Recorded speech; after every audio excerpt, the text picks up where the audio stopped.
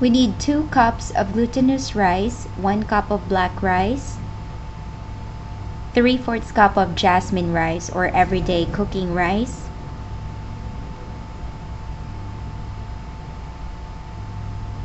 we are supposed to use pirurutong, which is a Mindoro upland variety, but we don't have that, so I found the perfect substitute for it, which is, I think, is a Thailand black rice, or black rice from Thailand, and this is how it looks like from an Asian store.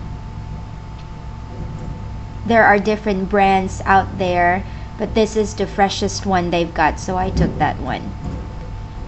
And we just put these 3 different kinds of rice in a bowl, 2 cups of glutinous rice, the black rice, and the jasmine rice.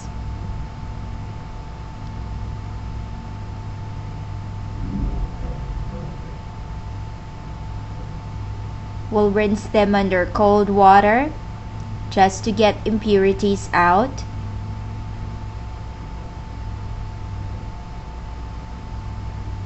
And you will know if you get the right black rice, because once you rinse it with water, you will notice that the water will turn slightly purple. And as it soaks overnight, the whole rice will turn, all the rice will turn into beautiful purple color.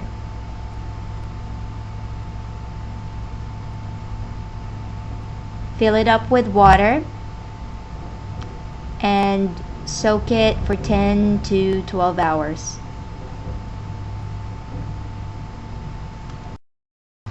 So after soaking the rice overnight, we can now drain the water. And as you can see, the rice turns into a rich, beautiful purple color.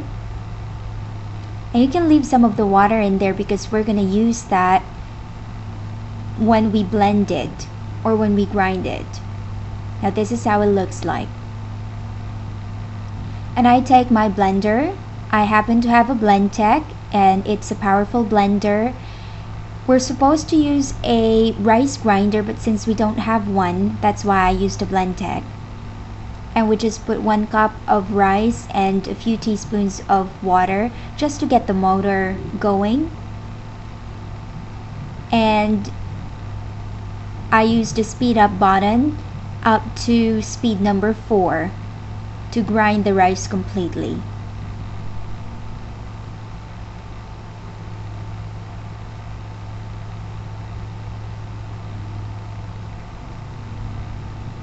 This is how it will look like after we blend it. It looks like a thick pancake batter. And we use a cheesecloth to drain the excess water out from the rice. After this, it will look like a solid form of mass.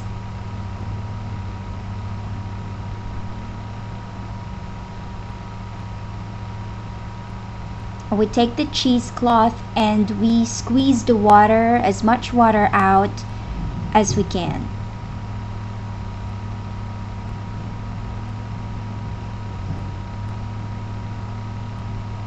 And I found another method of drying out the rice, which I call the paper towel method, which I will show you later.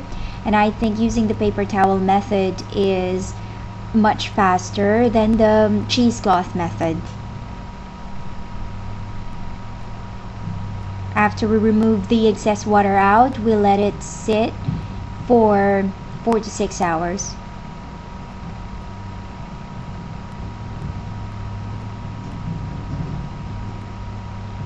Now we take 2 pieces of paper towel, and we take about half a cup to 1 cup of the mixture and just put it in the middle of the paper towel and fold it in the middle, just trying to pat it dry.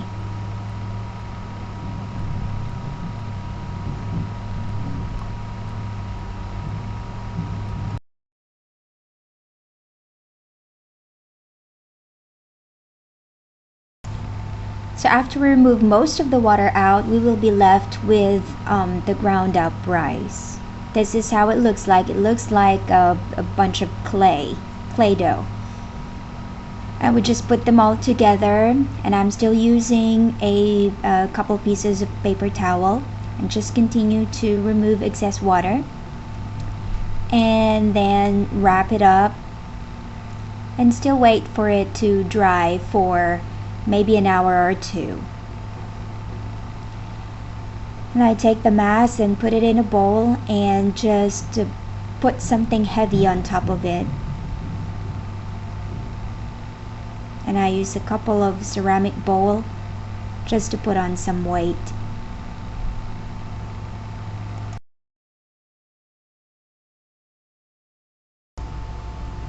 Now after 4 to 6 hours, our mixture is now quite dense and solid.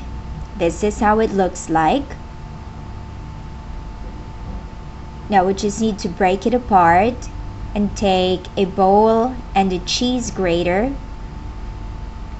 and we will just have to grate it to break up the rice into fluffy little flour-like bits. They will appear denser and bigger than flour. So we just grate it.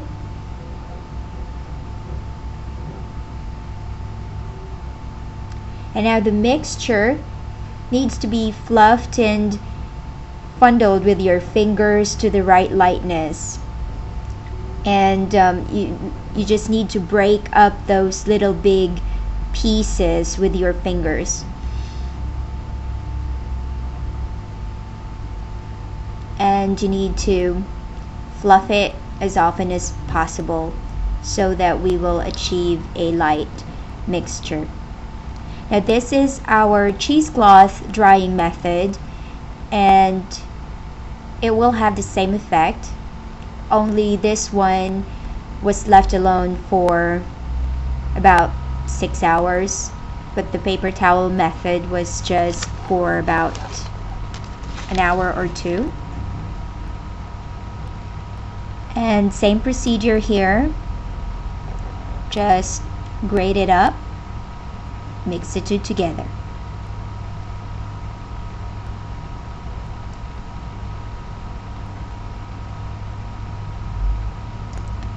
Now we have our Puto Bumbong mixture. We just have to make sure that any big pieces is crumbled up, and just keep on aerating it and fluff it. Now we're ready to steam it. We have our bamboo tubes, or what we call bumbong. Make sure that you wrap it with a piece of cloth so that you will not burn your fingers when you take it out from the steamer. First, I have melted butter here, and I'm going to put it just on the mouth of the bamboo steamer, and twist your bamboo tubes and let the butter coat the inside of it. I just do it the first time. The succeeding bamboos, or after I take out the cooked puto from these bamboo vessels, I don't put butter anymore. I just put butter on the first load. So after this, we put our mixture into the bamboo tubes.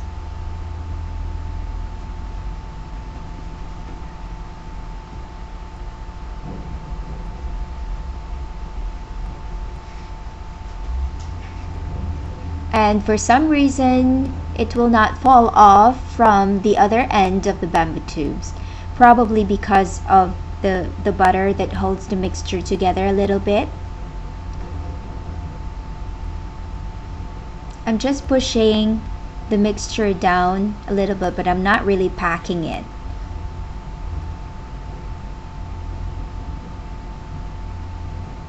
It should be lightly packed.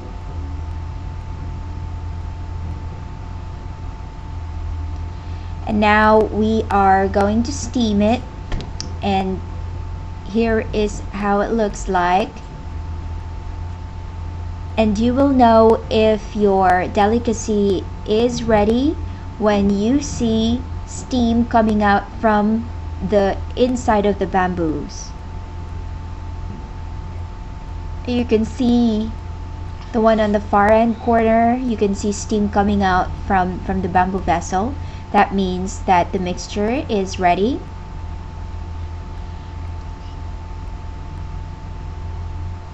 And I figure if you wait a little bit longer after the steam came out, it's hard for it to come out.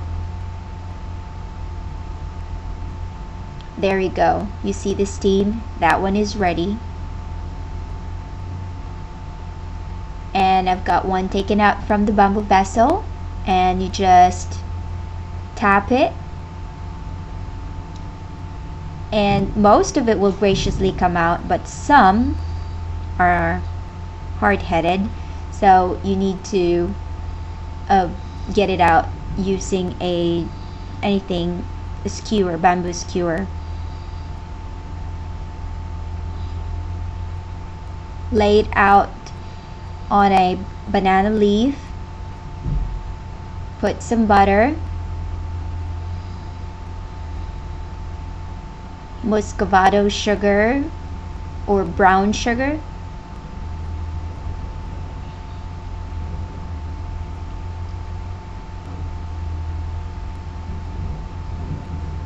two tablespoons should be enough, 2.5. It depends on your taste. And some grated coconut, and some sesame seeds if you want. He likes that. And that is our Puto Bumbong.